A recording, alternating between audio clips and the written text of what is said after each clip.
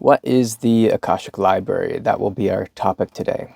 Now, typically the Akashic Library is a term that's used to refer to an infinite potential of information.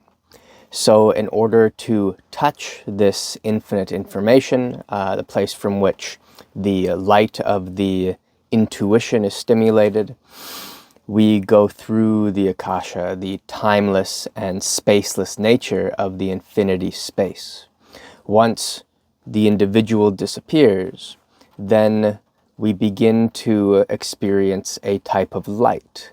Once the recognition from Akasha is working through the mind center, the upper dantian, then the light of that center, the light of the mind, becomes apparent based on Akasha.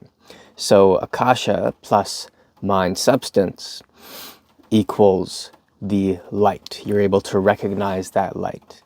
Now, as this refines, you'll find that there is inspiration within that light and knowledge. And there's an infinite rolodex of light frequency and knowledge that we could say is each of the books of the Akashic Library.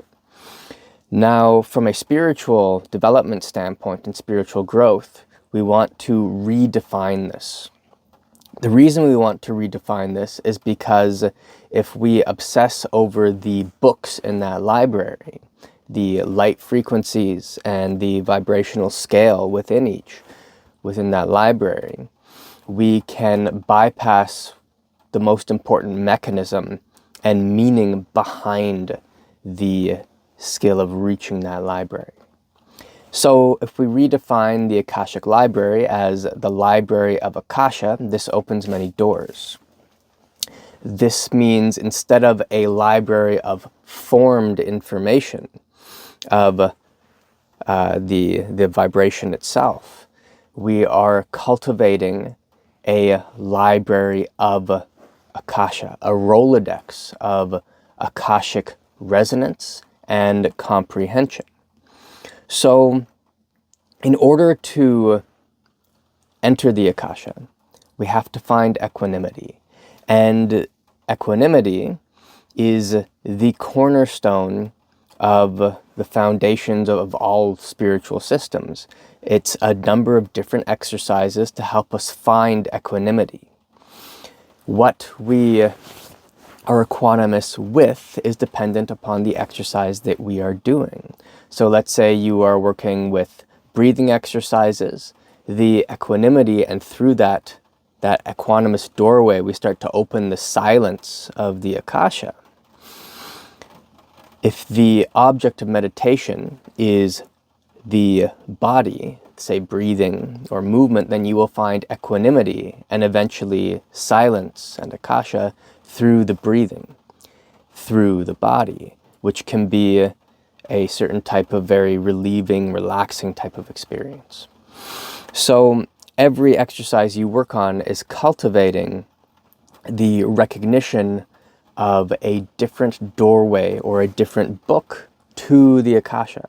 So instead of the Akasha only looking at it from the perspective of the Akasha being the doorway to all the books in the library, which it is, you then can look at all the books in the library as being a doorway to the Akasha. You open that book, it's a trapdoor into infinity.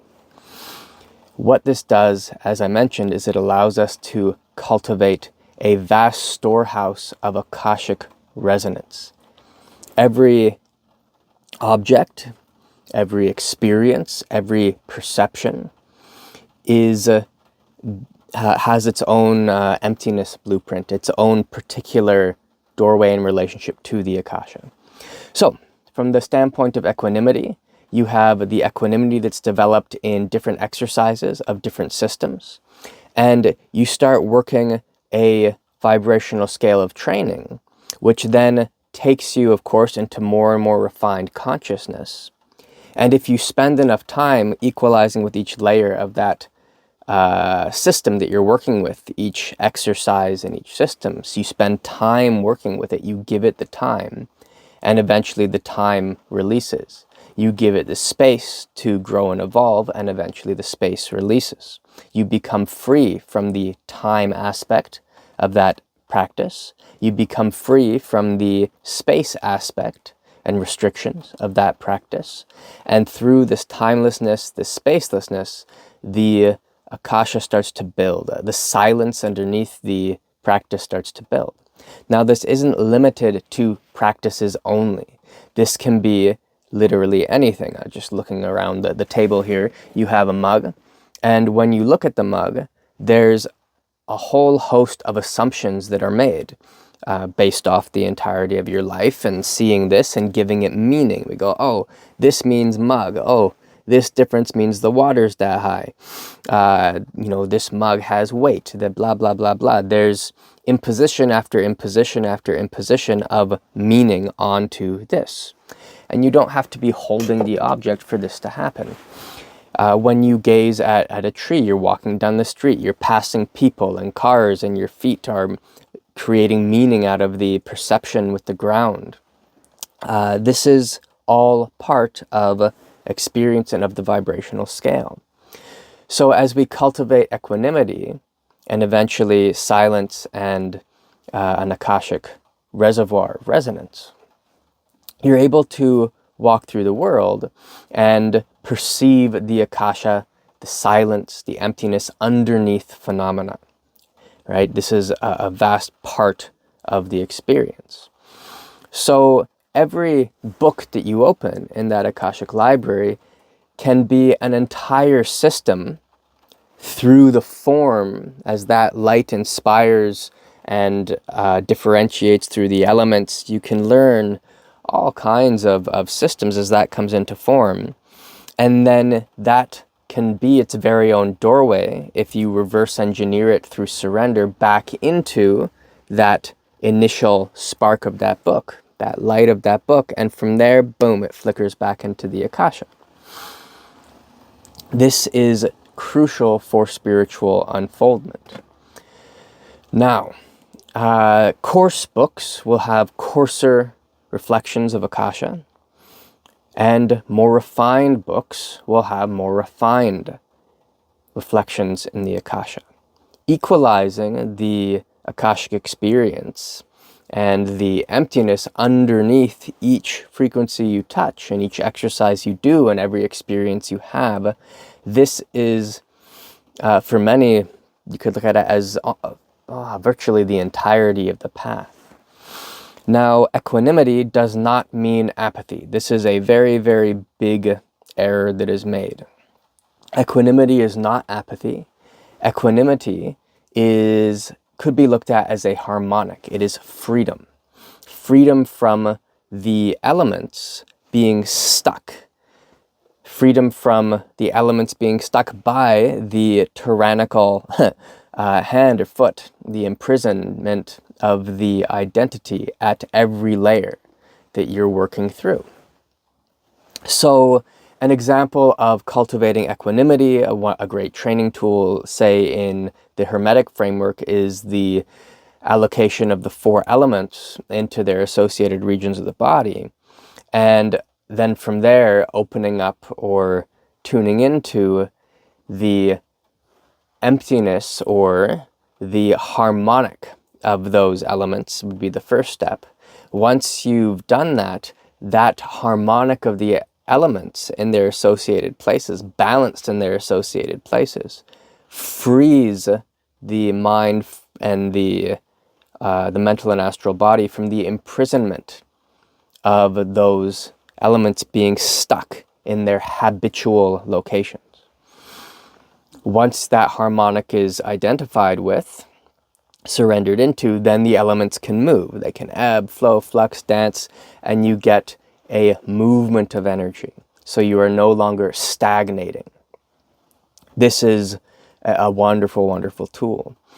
And the reason this is able to occur is that you've worked with all the elements individually. You know the elements, you know the body, and you have worked to such a degree that there is a recognition of that equanimity and of that emptiness underneath each of the elements, underneath all aspects of the body. And then you can start to actually play with the exercises in a fruitful way. So you're never doing an exercise for the sake of doing an exercise. As you go through the exercises and any life experience, you are learning to accumulate and harvest the equanimity, the silence, the Akasha, the emptiness within each and every experience and moment. So, you equalize with the continuum of Akashic refinement, and this leads us into what some of the purpose of the more and more refined and powerful books that we might open might be.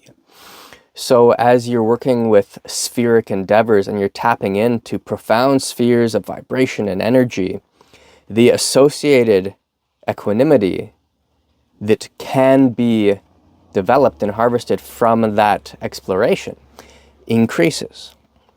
And you have to start matching the refinement of the vibration you're working with and the refinement of the Akasha that you're capable of sustaining. And there's rhythms to this, and there is healing that has to occur. And part of the equalization process is similar to, say, like lifting weights or something, where there's a recovery that might be necessary, especially if you're really pushing the refinement of that vibration and you're not meeting it with the appropriate Akashic equilibrium and equanimity, then that high intensity energy is going to get stuck on any blockage that's there.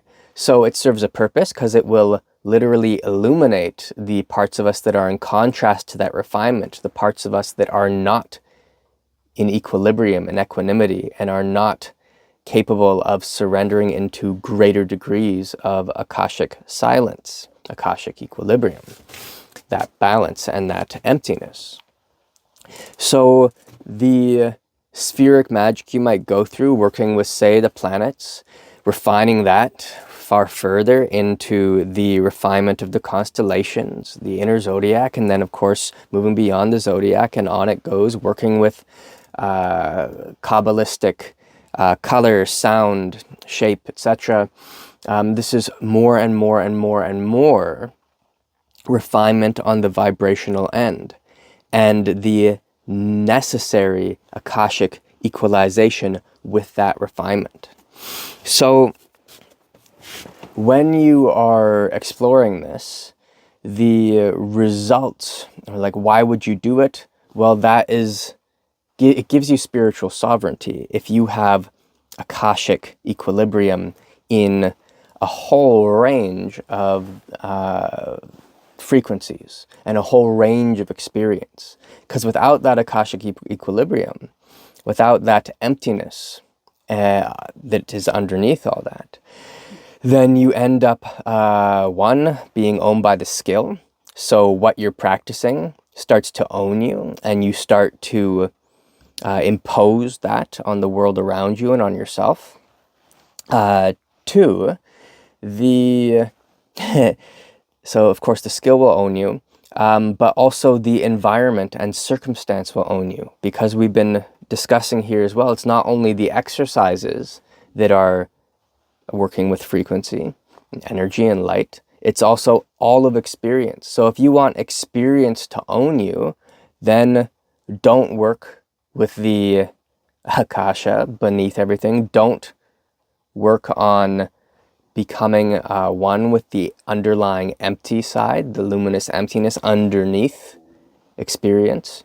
Attach to the experience, and you are then setting yourself up for easy manipulation, for being manipulated by the environment. The environment being anything internal that is stagnant, anything external that's stagnant, that's being imposed, you will become more and more easily manipulated by your own, we might say, identity illusions, and by the environmental identity illusions. So this is why equanimity is so important, And having that as a key framework for your process of ascension is coming into resonance with a continuum of refinement of the Akashic space and the Akashic emptiness. So what does this result in? Obviously, more of a true spiritual sovereignty. You become far more immune to manipulation and imposition. You start to realize and live from the space of the personal Akashic consciousness, and this allows a moving through space and life from that true space, right? From that essence underneath everything. And this culminates in your ability to not only practice in relation to the personal Akashic consciousness and emptiness, but to move through day-to-day life and environmental situations, internal and external, from Akashic emptiness, from equilibrium, from equanimity. This is so crucial because if you are encountering experience from equanimity, there is not much left in you to latch onto and impose stagnancy onto the experience, to impose meaning, to impose habits of meaning onto experience. This is what gives rise to that sovereignty, is that you are not controlled by habitual imposed meaning onto internal and external experience. So crucial. So crucial. If we are free from that meaning, then the experience and that energy can be very easily alchemized and tuned to or harmonized with the highest refinement of consciousness that we are capable of sustaining at that time. So this allows one to walk through the world and bring refined light resonance into every experience, not through any mechanism of doing, but simply through your own resonance with that highest refinement and that highest light. So this moves into you identify with, we could say, but it's definitely not accurate because the individualized self disappears. The Akasha, that is this, walks through the world recognizing the Akasha, the empty, luminous emptiness that is underneath all of phenomena and that is all appearance. You have emptiness, that empty luminosity, recognizing or perceiving itself as empty luminosity on both sides of the coin. So this recognizes this as this, as this, as this, as this. It becomes one. This is that unity. So sovereignty leads to the potential for recognition of the unity with all of appearance. The perception is, we might say, the awareness side of things, right? We are, and that perception infuses emptiness. So perception becomes that light, and that light infuses all of that which is Akashic emptiness, timelessness, and spacelessness. And these are one. They are one thing that is, that's sort of two things, but not. So this becomes the expression of a practice as you walk through day-to-day life, or rather, instead of an expression of a practice, an expression of the development. Every book in that Akashic library is, in some way, resistance training, vibrational light resistance training for its Akashic emptiness, the equilibrium with the Akasha beneath it. And this allows us to progress quite rapidly and to avoid being easily manipulated on the path, which is so easy as we progress, is to be manipulated, because you have to be letting go of yourself. And if you are letting go of all your ideologies, and you are doing this in relation to a clear framework that disappears, of equanimity and equalization with vibration through equanimity and emptiness, then this provides a fairly safe platform for that growth and ascension. Okay, so the Akashic Library, as explored from the perspective of the Library of Akasha, is the topic we discussed today. If you're interested in training, there are courses on the website, descriptions in the link below, and of course there are retreats and workshops, and those you can find on the website as well. All right, thanks for your time. Hope you enjoyed this, and we'll see you on the next one. Practice. Bye.